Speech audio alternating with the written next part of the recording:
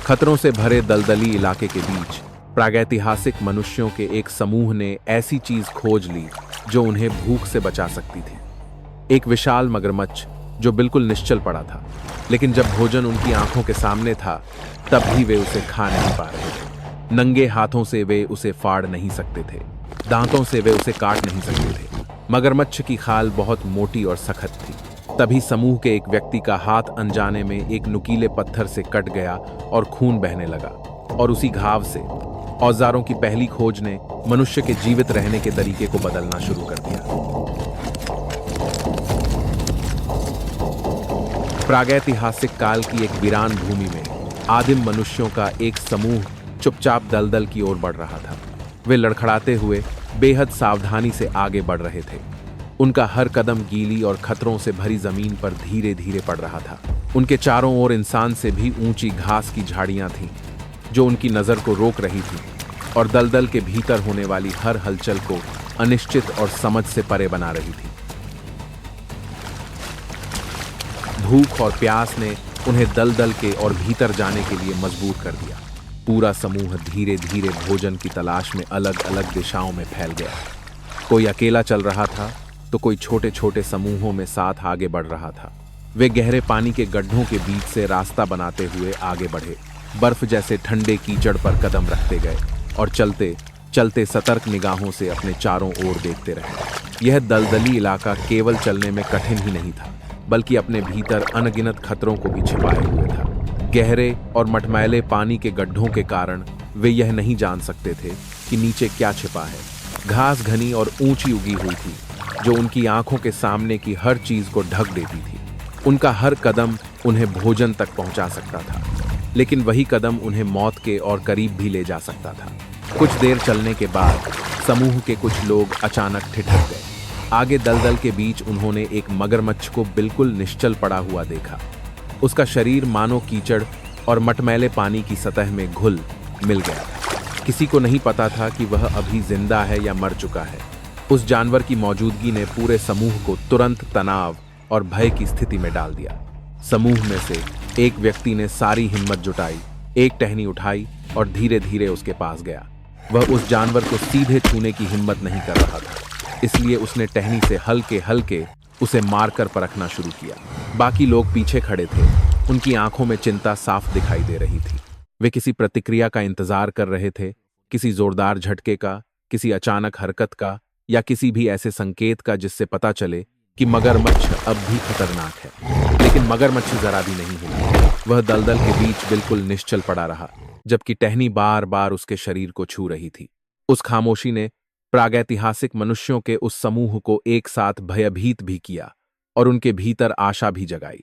उनके सामने केवल एक खतरनाक जानवर नहीं था, बल्कि वह उनके लिए भोजन का एक बहुमूल्य स्रोत भी हो सकता था।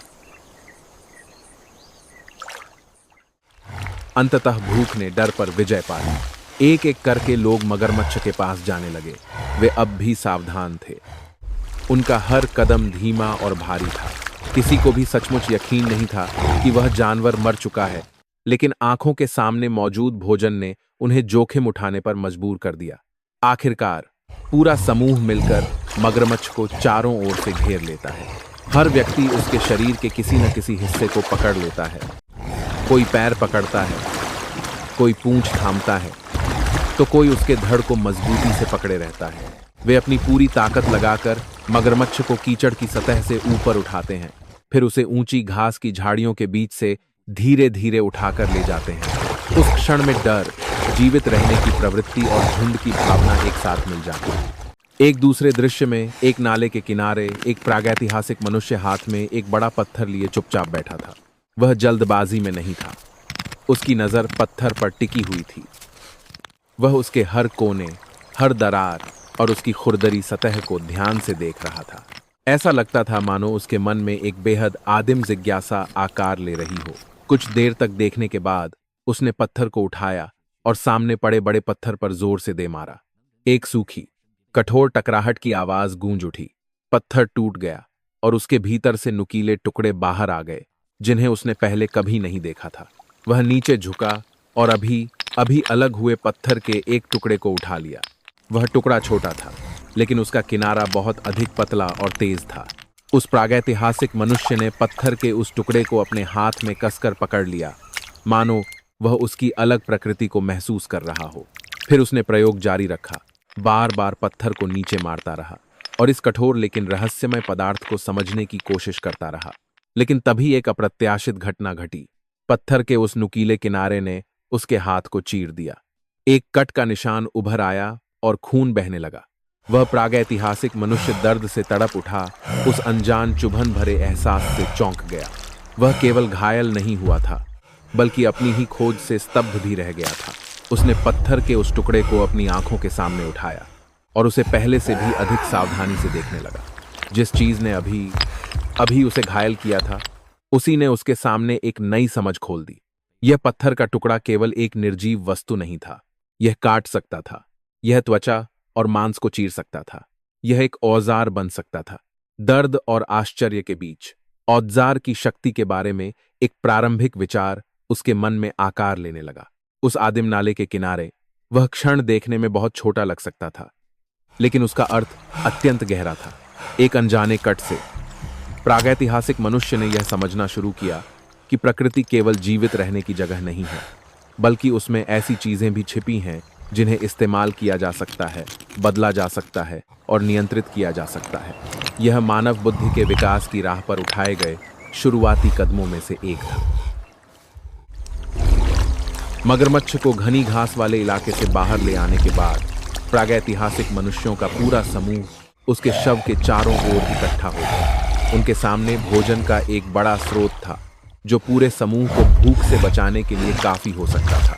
लेकिन उनके सामने एक ऐसी समस्या थी जिसे वे अभी तक हल नहीं कर पाए थे। उस मोटी और सख्त खाल के भीतर मौजूद मांस तक कैसे पहुंचा जाए।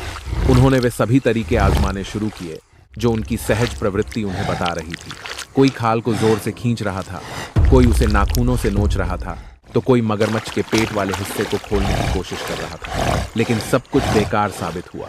मगरमच्छ की खाल उनके नंगे हाथों के मुकाबले बहुत मोटी, बहुत मजबूत और बहुत सख्त थी। कोई और उपाय न देखकर समूह में से एक व्यक्ति ने अपने दांतों से उस खाल को काटने की कोशिश की। उसने अपने झबड़े कस लिए और उस सख्त खाल को खींचकर फाड़ने की कोशिश करने लगा। लेकिन मगरमच्छ की खाल उन नरम खाद्य पदार्थों जैसी नहीं थी जिन्हें वे पहले कभी पा चुके थे।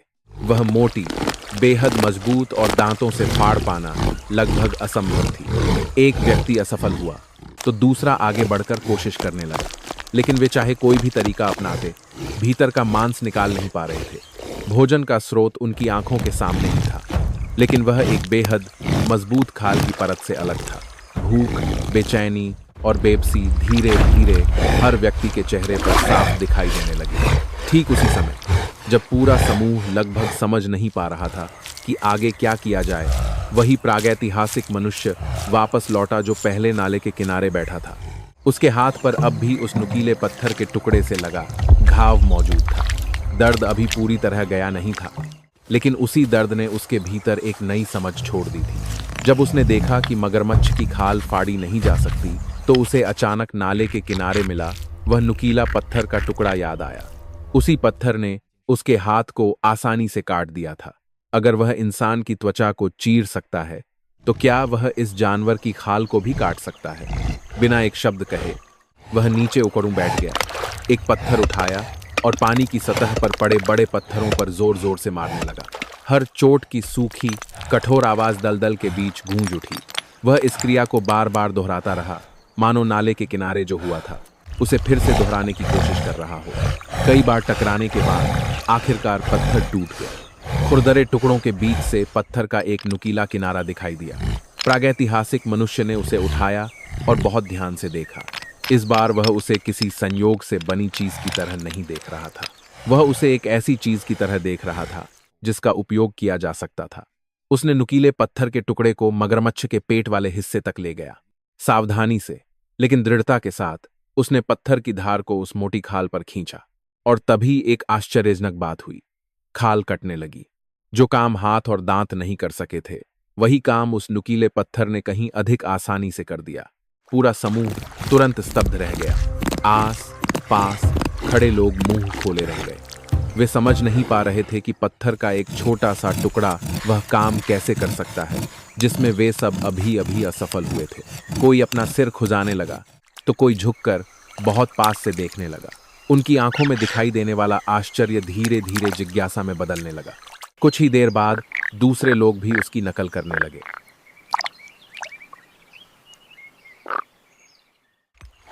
उन्होंने आसपास पड़े पत्थर उठाए और उन्हें बड़े पत्थरों पर मारना शुरू किया। कुछ टुकड़े नुकीले किनारों के साथ टूटे, जबकि कुछ इतने कुंद निकले कि उनका उपयोग नहीं किया जा सकता था। लेकिन पहली बार वे केवल सहज प्रवृत्ति से भोजन नहीं खोज रहे थे, वे औजार बनाना सीख रहे थे। धीरे धीरे पूरा समूह इसमें शामिल हो गया। हर व्यक्ति ने मगरमच्छ के चारों ओर अपनी अपनी जगह चुनी और अभी अभी बनाए गए पत्थर के टुकड़ों से उसकी खाल काटने लगा। उनकी हरकतें अब भी अनगढ़ थीं। कोई काट पा रहा था तो कोई नहीं, लेकिन महत्वपूर्ण बात घट चुकी थी। वे समझने लगे थे कि पत्थर केवल पैरों के नीचे पड़ी चीज नहीं है, बल्कि वह उनके जीवित रहने के तरीके का हिस्सा बन सकता है। कई प्रयासों के बाद अंततः भीतर का मांस बाहर निकाला जा सका। मांस के पहले टुकड़े पूरे समूह की आंखों के सामने दिखाई दिए। भूख ने उन्हें तुरंत उत्साहित कर दिया। जो चीज पहले मानो पहुंच से बाहर लग रही थी, वह अब एक सरल लेकिन निर्णायक खोज की बदौलत भोजन बन चुकी थी। पूरा समूह खाने लगा। वे ताजे मांस के टुकड़े हाथों में पकड़ते, उन्हें हाथों और दांतों से फाड़ते और स्वाद लेकर चबाने लगते। न आग थी, न पकाने का कोई तरीका, केवल जीवित रहने की प्रवृत्ति थी और अभी अभी हासिल किया गया भोजन उनके लिए यह कठोर जंगली दुनिया के बीच एक अनमोल भोजन था। कुछ समय बाद भोजन धीरे धीरे समाप्त होने लगा। भूख शांत हो गई और पूरे समूह ने अपनी ताकत फिर से पा ली। लेकिन इस भोजन के बाद वे अपने साथ केवल मगरमच्छ के मांस से मिली ऊर्जा ही नहीं ले जा रहे थे, वे अपने साथ एक नया अनुभव भी ले जा रहे थे। नुकीला पत्थर मांस काट सकता है, खाल खोल सकता है और उन्हें ऐसे भोजन तक पहुंचने में मदद कर सकता है जिसे वे पहले उपयोग नहीं कर पाते थे। भोजन समाप्त होने के बाद पूरा समूह फिर से आगे बढ़ गया। वे ऊंची घास के बीच से गुजरते हुए सामने फैले जंगली जीवन की ओर और गहराई में बढ़ते गए। लेकिन उस क्षण से उनकी यात्रा बदल चुकी थी। एक नुकीला पत्थर अब रास्ते के किनारे पड़ी केवल एक निर्जीव वस्तु नहीं रह गया था, वह एक औजार बन चुका था, एक स्मृति बन चुका था और मानव जाति के जीवित रहने के इतिहास में एक छोटा लेकिन महत्वपूर्ण कदम बन चुका था। उस भोजन के बाद प्रागैतिहासिक मनुष्यों का समूह फिर से अपनी जीवित रहने की यात्रा पर आगे बढ़ गए। वे हर बार की तरह दलदल से बाहर निकले, लेकिन इस बार एक चीज बदल चुकी थी। एक अनजाने कट से उन्होंने समझ लिया था कि नुकीला पत्थर कठोर खाल को खोल सकता है, भीतर का मांस निकाल सकता है और पूरे समूह को जीवित रहने में मदद कर सकता है। जंगली प्रकृति के बीच हुई एक छोटी सी खोज औजारों के उपयोग की शुरुआत बन गई। उस क्षण से मनुष्य केवल ताकत और सहज प्रवृत्ति पर निर्भर नहीं रहा। उन्होंने देखना, सीखना और अपने आसपास की चीजों को जीवित रहने के साधनों में बदलना शुरू कर दिया और उन्हीं कीचड़ से स्नेह कदमों से मानव बुद्धि के विकास की यात्रा चुपचाप शुरू हो गई।